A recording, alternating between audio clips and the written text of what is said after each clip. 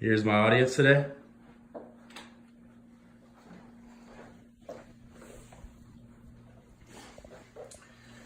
Howdy, that is the official greeting of Texas A&M University.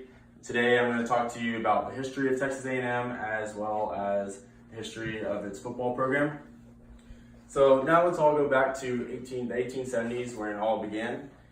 A&M was Texas's first public institution of higher education, according to agrilife.org. It was organized by the state legislature in 1871 under the Morrill Land-Grant Act of 1862. Enrollment was not allowed until 1876 though, and it was just limited to white males.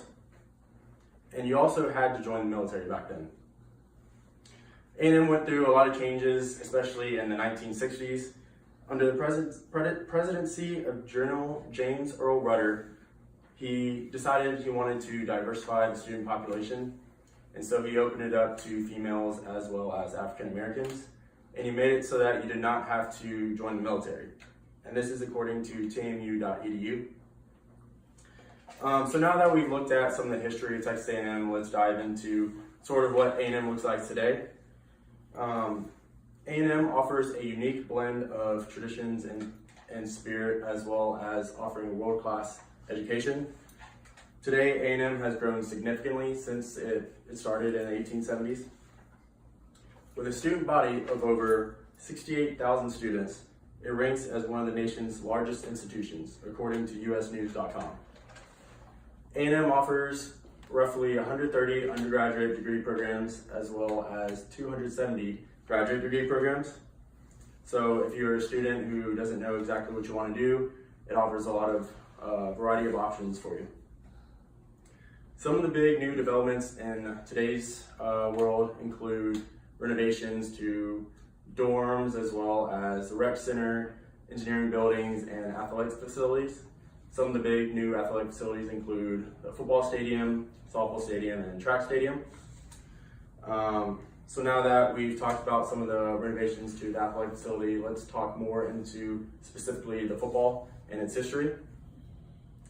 Texas A&M's football team first began in 1894 under head coach F.D. Perkins.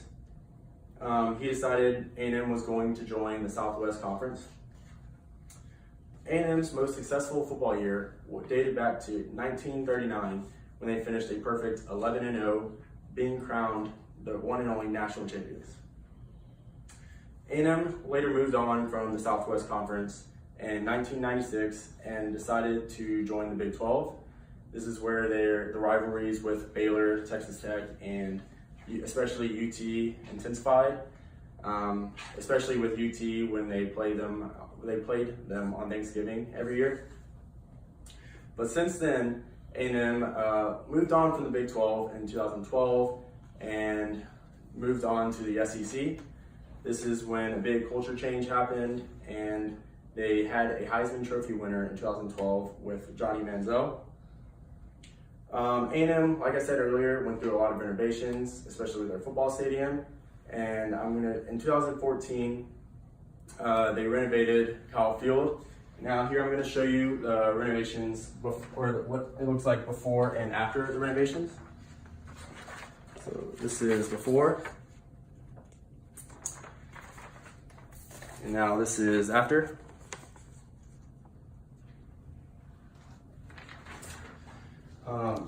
The stadium increased its capacity by roughly 20,000, now hosting around 102,000 fans.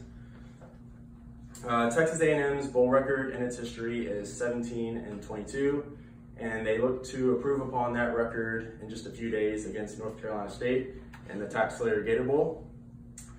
Also recently, A&M hired a new head coach last year in Jimbo Fisher.